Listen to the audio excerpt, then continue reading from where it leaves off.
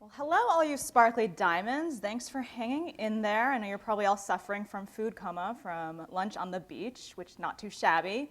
So are you all from here? No, a couple of you. I feel like such a tourist. I'm like, oh, lunch on the beach. Anyway, so we're going to talk about owls. Fair warning before we begin, I love gifts and I love wibbly letters, so if that's going to make you ill, just shut your eyes and listen to my little voice. I'm Ash Huang. If you want to know about the name Huang, Huang rhymes with wrong, it rhymes with song, and let's see if I can get this play. It rhymes with this song. That is what my name rhymes with, and it's worth learning to pronounce because we're everywhere, but more on that later. So you can always hit me up on Twitter as Ash Smash. So I have what I describe as a checkered past. I've worked as a designer at full-time agencies, at a couple of internet startups, Twitter and Pinterest, and I do a lot of stuff. So I do illustration, I do product design, I do brand and identity, and make sweet shirts for ladies. And shameless plug, I'm working on an app right now. It lets you catalog your crystal collection. I'm working on that with Carl, and if you are interested in it, you can go to getamulet.com and sign up for the beta, and I'll email you when it's ready. And Carl is here right now. Can you say hi, Carl? Hi, Carl. He's like, oh, leave me alone. But we're not going to talk about any of that today, at all. So today we're going to talk about my other creative half, which is writing. So we're going to talk about how I became a writer in just a few years using my design digs. So last September, I published a novel. I had no writing degree, no accolades, and I wrote a fair bit of it while I was working full-time. It's 328 pages, and it's born of my sweat, tears, and hours of absorbing books and TV. Since it's been out, it's won an award from Writer's Digest, and it has a 4.9 rating on Amazon. And the question everyone always asks me is, why? Why would you write a novel in this world already full of great novels written by people who have way more schooling and way more experience? Why throw my voice into a void already full of voices? And the other question I always get is how? How did I do that? And this is not going to be a skimmed over tale of how I became a fiction writer. This isn't going to be like this. The advice is always like this, right? It's draw the circle and then draw the rest of the fucking owl and so you're a writer now. No. We are going to go on a journey together, and it's going to be very long. This is a 14-year saga, so I hope you have extra pages in your 4-page catamaran notebooks. We counted the pages, there are 4. So let's moonwalk into the past, and we will meet me as a tiny human, tinier than I am now. So this is me as a child. I lived in a town where houses were super far apart, and I had very introverted parents. So if I wasn't playing with my brother or sister, I had to entertain myself. That was the expectation of the household. And as soon as I learned to read, I was obsessed with novels. I would just eat through them. And at the end of 4th grade, we were allowed to take some home for the summer. And I distinctly remember gathering up this Leaning Tower Pisa pile of 24 books. And this other boy from class saw me, and he was like, oh, I got to get my own. So he started gathering his up, and the teacher was like, no, you can't take that many. And the boy just looked at me, and he was totally incredulous. And the teacher was like, no, you don't understand. She will actually read all 24 of these. And I fucking did every single one. So even as a little creature, I had a really obsessive personality. I admit sometimes this is manifested unhealthily. Sorry, Jamie from 6th grade. Also, I can hold a grudge like no other, which I'm working on, but still, maybe don't cross me. But anyway, obsession has also been one of my greatest gifts. When people ask me how I can write a novel or publish essay rant after essay rant, it's because I'm kind of obsessive. I like to run my thoughts over certain grooves in my mind over and over. So through my work, I'm able to actually find a somewhat healthy outlet for that trait. So it all started when I was in Sedona. I was about 14. I decided after reading a billion fantasy books that I wanted to write my own. And I wanted to pay homage to the genre, basically. So of course, this was a doomed love story like all of the good ones. It was about a princess who could shapeshift and see the future, and a moody magician thief man. And so at the time, I was really into making this lumpy fantasy art, which I wear now as an ugly badge of pride. But still, since I have some pride, I show almost nobody. But since we're going to be fam after this, I will walk you through some of them. So these are some early ones of said magician and princess, very lumpy. And then a few years later, you can see I was trying to figure out color theory, a little hot, cool contrast, but still very lumpy. And of course, I published all of these publicly. So earnest, so young. Any of you know DeviantArt? Yeah, okay, that's like a lowball because they're still around. Like, I want to know which one of you remember Elfwood? Yes, my people. Don't be shy. Elfwood's awesome. Elfwood is pretty much what it sounds like for those of you who don't know. It's a place to post fantasy-themed art. And this is where I'd post all of my lumpy, whack-a-made art. And I learned really early on to love critique. If I wanted to be great, I'd have to get tough enough to hear what's wrong and what I could do better. So this inevitably led me to going to design school. And my fantasy novel was pretty much all put on hold along with the lumpy art to pursue my education. And so just to recap, it's 2005. The book was called Antiquity Falls, very fancy. It had magic, it had direwolves, immortality, flashbacks, shape-shifting, sword fights, love story, thief, princess, see the future, all good things when you're 18 years old, love fantasy stuff. So yes, I was at school doing really important things like holding this puppy and other important things like breathing fire, and that is me, I swear. I know pictures were really small back then. It's like any evidence of me being cool and not like tripping over my own feet like doesn't want to exist. It's like, no. Humble brag. So besides that, I spent my time in school learning how to design, how to think, how to approach problems, and how to ship. And I also spent my time being lovingly berated and stripped of my ego by my professors, which was great. And I eventually graduated. And after a few years of working, I started to get the itch to write again. But I had a lot of pride in being a designer. It's a lot easier to be understood when you just have that singular title. It's just like a quick thing you can whip off when someone asks you at a party. You're like, oh, I'm a designer. And of course, once in a while, I'd tell someone I was a designer, maybe an engineer or a PM, and they would tell me like, oh, I wish I could design. And I'd fire back like such a little shit. I'd be like, you could, just put in your 10,000 hours. Anyone can be a designer, just learn the rules and then how to break them. And it's like totally like, that's like, it's not untrue, but it's totally like the least helpful advice. That is fucking owl advice. But here's the thing. I was skulking around in a bookstore, which I want to do, and I let the thought out like a sigh. I said like, I wish I could write a book.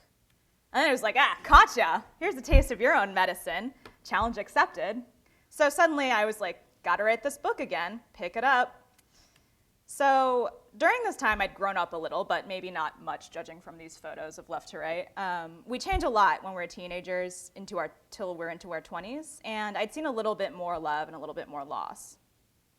So I had this idea that I wanted the book to still be a love story, but to feel really atmospheric, like love and life kind of felt to me. So now it's 2010. I started click-clackety typing again on my computer machine, deleted a bunch of stuff. The book was now called Red Sport. And no more, I think that was magic, no more direwolves, no more shape-shifting. We were going to add time travel, because time travel is kind of cool if you can live forever, if you're immortal. And just for good measure to be really confusing, let's add an eccentric villain who like lives alone in the desert. So I wrote another draft, pretty much from scratch. I was like, ooh, let's make this an iPad app or some shit. So I'm still a designer. And it wasn't hard to start over because I was really just a bushy-tailed kid when I started the first draft, and because I changed, so I had a lot of different things to say. And also, for better or worse, my file management system as a teen left something to be desired, so it's really hard to find that shit anymore.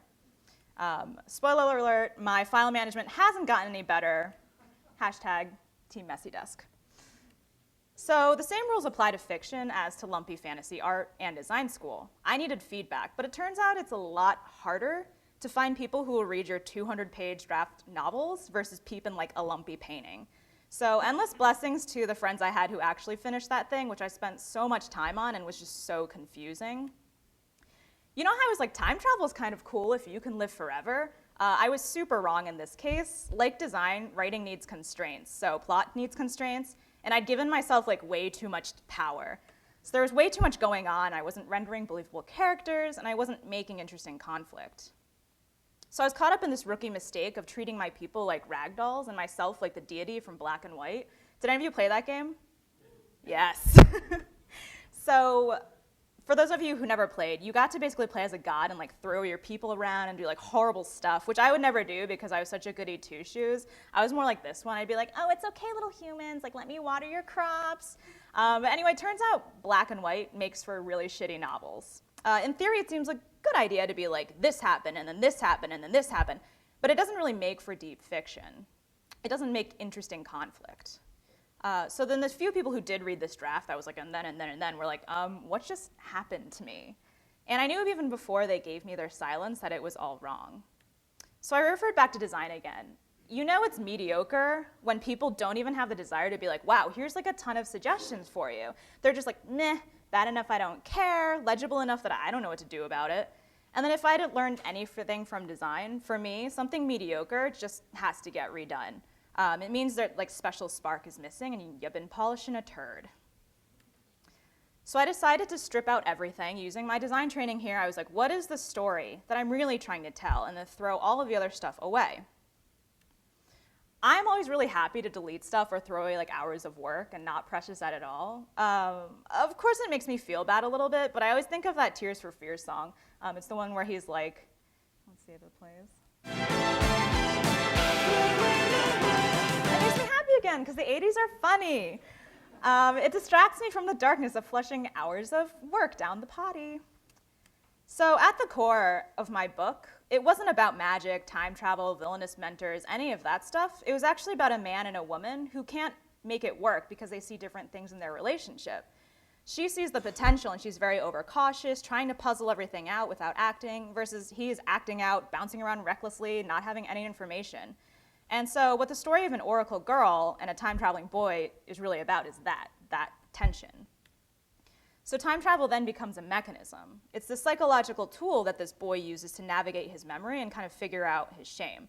So his gift to boldly run through time is him just banging against the prison of his own impulses, and her being able to see through time is a different kind of prison.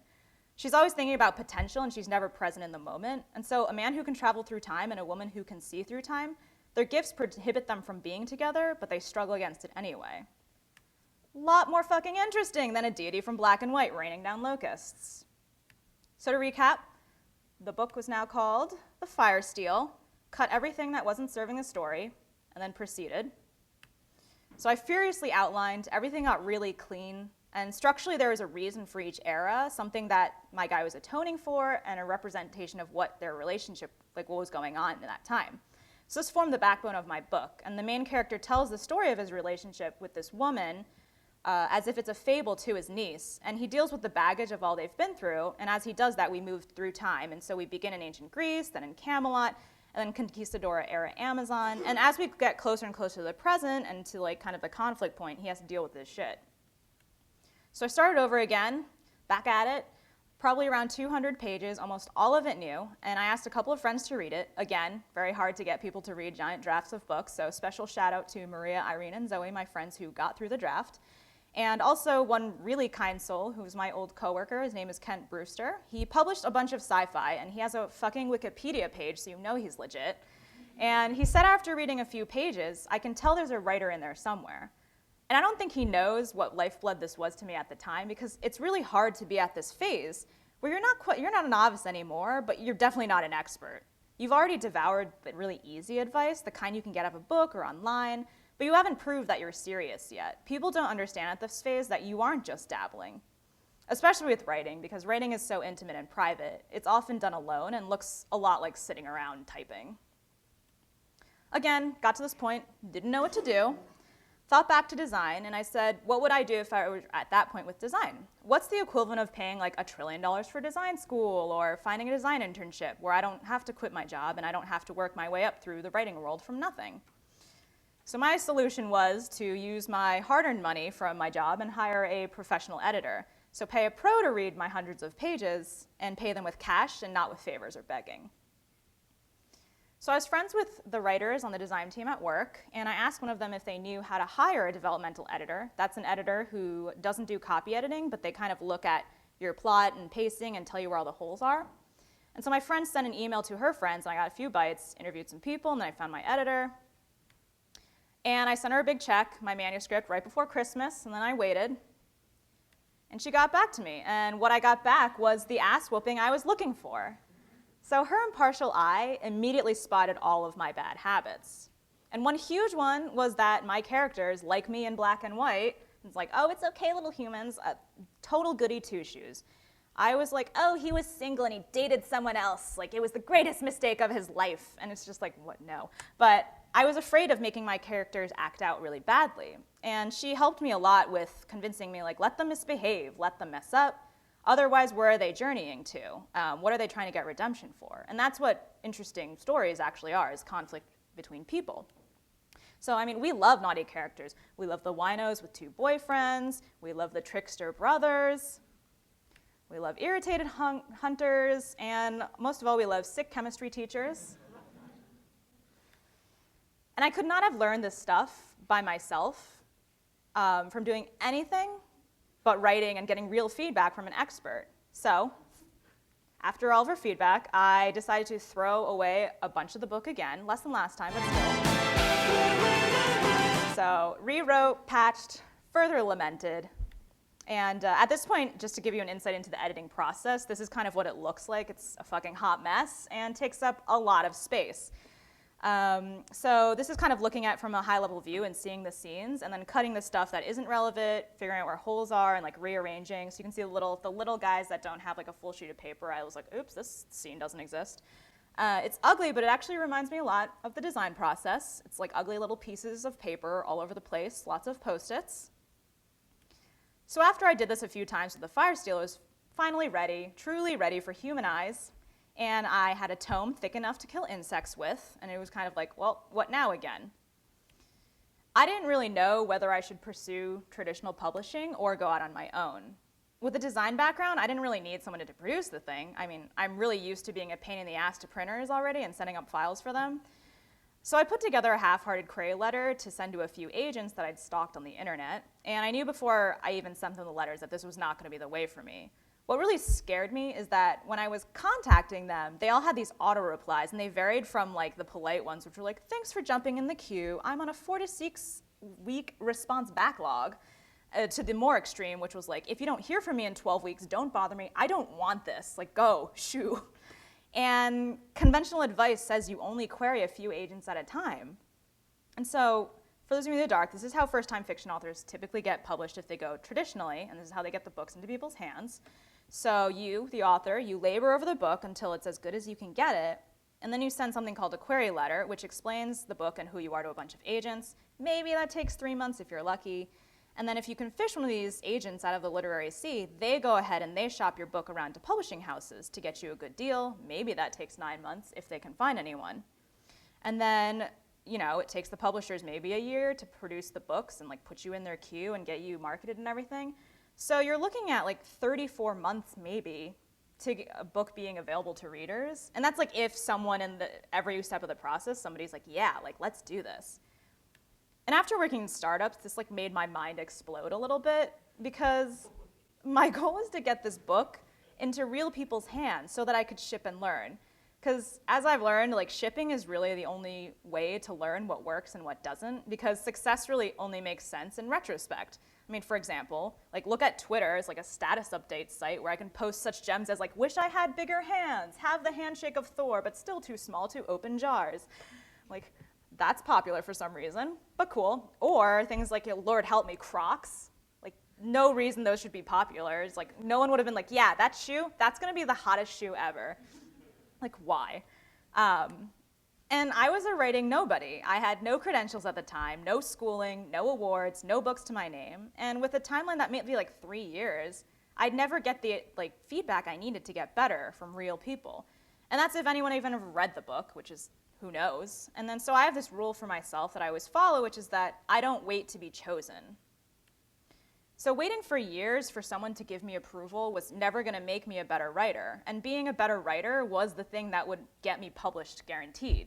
So instead of wading into the steaming trap of like chicken and egg and whatever, I decided to publish myself. I'd retain full rights, ship years faster, and get to work on more projects and get better. So I always optimize for learning and for experience. So I polished my little Word baby as best that I could, got quotes from printers, designed the inside and outside, and luckily, my form of procrastination from writing is designing stuff, so I burned through a bunch of covers. I'll show you a couple. This one I affectionately call, you might not be able to, oh, you can see what's important. This one I affectionately call the Miami Vice cover. I was really enamored with this idea of like hot versus cool, and kind of to match the tone of the book, and also as a nod to like a fire steel, which FYI is this like little bit of metal that you smack against flint to spark up kindling and it makes a fire. And they've had them since ancient times. But it's a real pain in the butt for when you search for my book on the Amazon, because I think they think that I'm some like woodsman hermit woman. They're like, why is she always searching for these fire steels? Like, we better stock some more.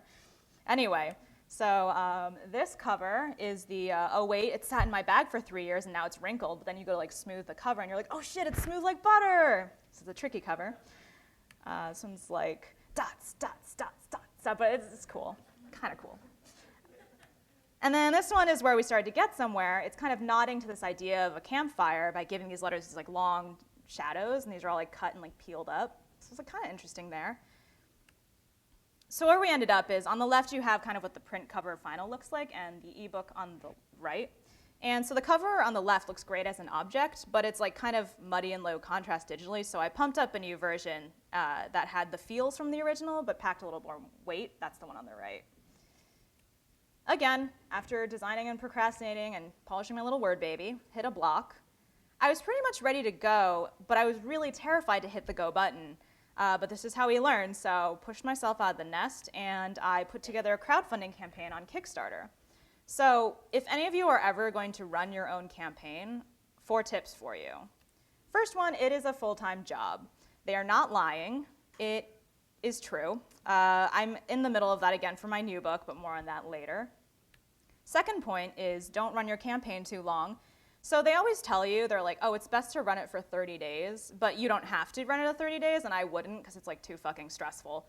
I think the best length is actually like a week less, maybe like 3 weeks, and that's because of my next point, which is 3, anticipate the trough of sadness.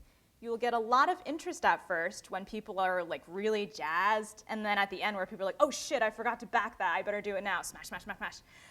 So the middle can be really sad and pledgeless. I forgot who, but somebody actually referred to it as the trough of sadness, and I was like, perfect, yes. It can be really disheartening and a test of your creative faith. So you should plan some fun posts to release during that time or to keep the tears at bay, because it is stressful. The last one is to be careful with your rewards. It's really tempting to be like, I'll give you a tote bag and a mug and a ticket to a reading and a puppy. You should focus on intangible rewards, such as like signed copies or maybe an hour of your time. Shipping extra stuff and paying for more printing, it will drive you crazy and swiftly eat away at your budget. So speaking of budget, I'm going to be really transparent with you here. So I made $8,220 of pledges, which seems like a lot, but a chunk immediately got swept back into Kickstarter and processing fees for credit cards. And then printing 500 books, that was $4,489, including the shipping to my house. And the 2 rounds of editing were $4,540. And the shipping to backers was $383. And then rewards for backers was another $650-ish. And so I got out at a negative $2,610. So everyone's like, 8,000's a lot. I was like, but it's not that bad to print 500 books. That's like an okay investment. So the campaign ended. I got down to producing and shipping the book. This is the proof from the printer and the cover and the interior with like cute little cut lines. I thought that was adorable. And when I got the book 6 weeks later, my house smelled fucking amazing. And I still have like stacks of these books just like behind my couch. And every once in a while I'll like reach back and be like, oh, hello, the fire steel. This was my distribution center. It was very glamorous. It's the floor of my apartment. I lugged hundreds of these books to the post office, and the lady at the counter was just like laughing at me. Sent the books on their merry way. And I'd imagine how it would feel when someone told me that they read the fire steel. But when strangers and friends and acquaintances started talking to me about it, I nearly lost my mind. To me, the book was a success just because I had communicated this ethereal idea that lived just in my heart. So for example, these are quotes from real readers. 2 old souls who seem to have a hard time catching each other at the right moment. Yes, that is exactly what I meant. A very relatable story of two people who keep meeting up at the wrong time who try to make it work. And a modern love story befitting of an age where romance is met with cynicism and could benefit from a touch of magic. Yes. So how cool that my obsession could turn into something that spoke to other people. How cool to make something just out of thin air. So still, people always ask me, they're like, why did you write this book? And honestly, I didn't have a reason to write and publish it that could satisfy anyone, and not one that I could put into words. But maybe because I had no concrete reason, no one could convince me not to do it.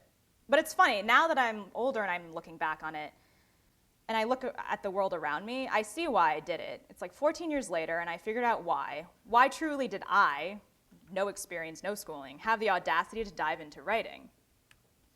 So I was at a bookstore in Boulder recently, and I had this thought. I was like, Huang, that's a really common last name, which you now know how to pronounce. And I've read thousands of novels probably in my life, but I've never read anything written by a fellow Huang. I think I'd remember that. And there are 32 million of us. So 32 million, just for reference, that's how many Huangs there are. That's pretty much the population of Canada. And so I went to the fiction section of the bookstore and moseyed over to see how many other Huangs had been published. 0. Nada. Big donut. And I was like, oh, that's not good. So went to a bookstore in London, went to a bookstore in San Francisco, same sad story. It really chafes me to have the same last name as more than 32 million people and to never see Huang on a fiction shelf. Meanwhile, Smith clocks in at like 4 million worldwide and takes up its own shelf. So story could be one of those few global things that we have, and I've yet to run into a culture that doesn't have story. And yet the bookshelf tells another tale. So movies tell a different tale too, especially for top roles in Oscar nominations. The population isn't being accurately represented. So 60% of the population is white, but they take up like 85% of top roles in Oscar nominations, which smells a little fishy to me. Like, there are a lot of top roles that are explicitly written for minorities, for people that society considers others, and those roles are taken by white actors who will supposedly bring in more bucks. And here's the thing, they don't. So let's see. This movie, I love Emma Stone, but this movie where she's supposed to be half Asian, total flop. So even with an all-star cast, it didn't even break top 5 that weekend. And it's fucking Emma Stone. And I love me some Jaime Lannister and the yelling fly-kick Greek dude. But this film about Egypt, which has no black people in it at all, huge flop. And whenever a show comes out that has Asian characters, I find myself being like, yes! It doesn't even have to be a good show, frankly, just as long as there's a character who kind of looks like me and my family that speaks and isn't a total punchline. We're like, please don't cancel it. Please don't erase this again. And it's not a unique story to the Asian American community. Do you remember, any of you, when the gay community reacting to when Looking got canceled? Or the Latino community when they see Jane the Virgin? Gina Rodriguez famously said after winning a Golden Globe, she said, "This award is so much more than myself. It represents a culture that wants to see themselves as heroes." People are ravenous for these stories. So I throw my voice into a void already full of voices because as a kid, I wish I could have seen some main characters who looked a little bit like me, an author even who looked a little bit like me. For many years, I was too scared to write under anything but a white pen name, and I was too scared to recreate characters who had my life experiences. And if only I'd seen earlier that I too could be honorable, tricky, complicated, sinister, or complex, that I could be a creator. Are there any Hunger Games fans out here? Yeah, the rest of you are lying.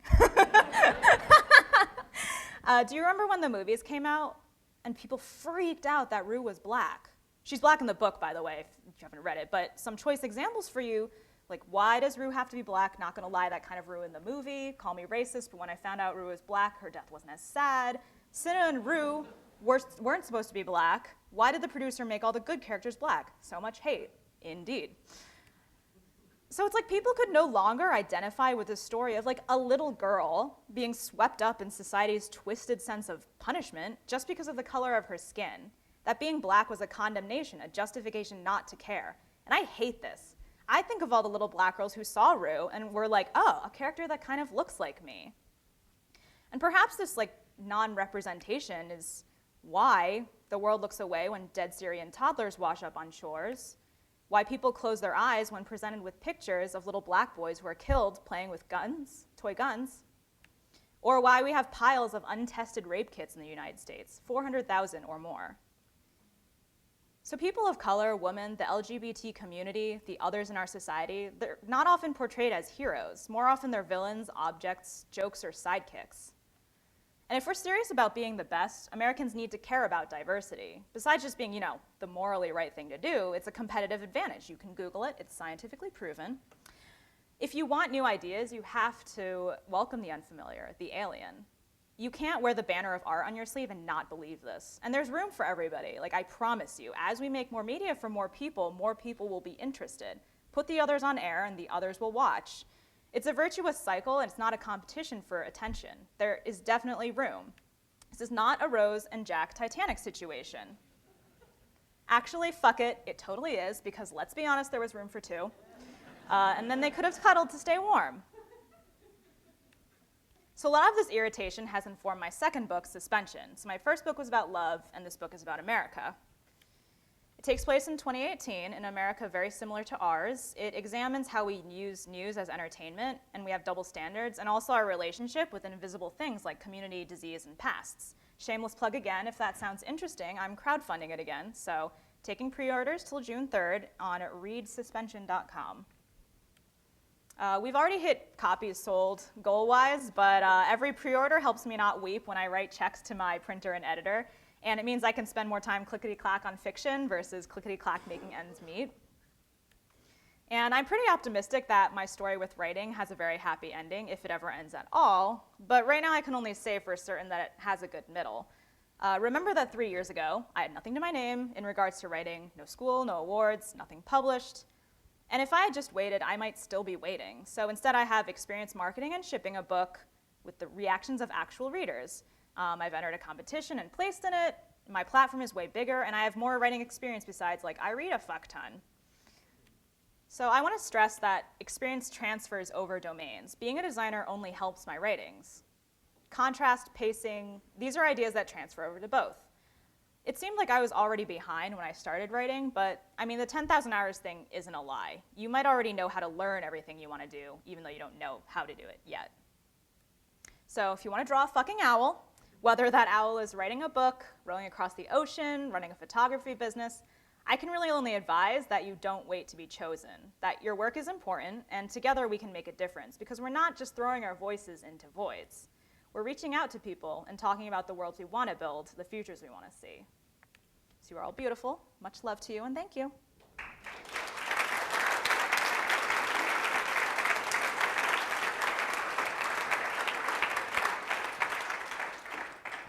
All right, question time.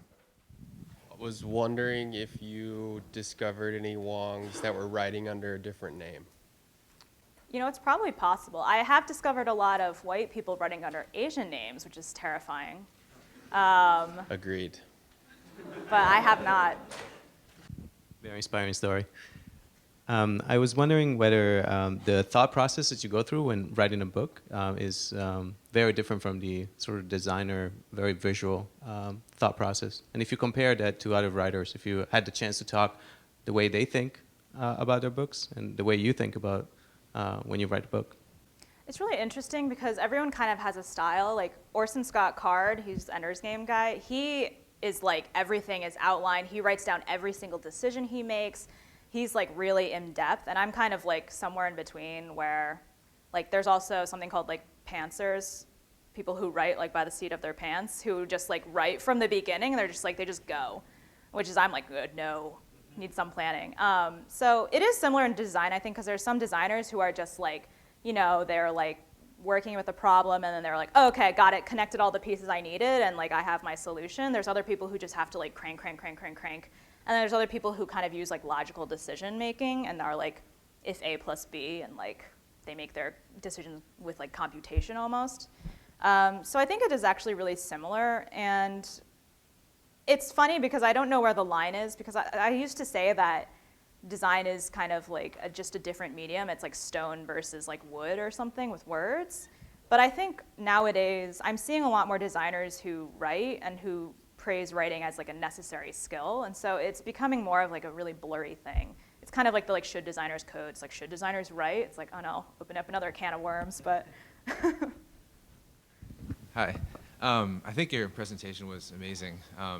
And I love your process. It seems very methodical. And these guys will vouch that I'm a really methodical designer who's also exploring speaking and getting into presentations. So, like, what did you do to prepare for this presentation? Like, I think it, obviously, based on the content, took a while. Like, have you given it before? Did you rehearse it before? What was, like, any thoughts on that? So this is a new one. What I actually do is I kind of like, so when I write, I kind of have to like work myself up into a frenzy first.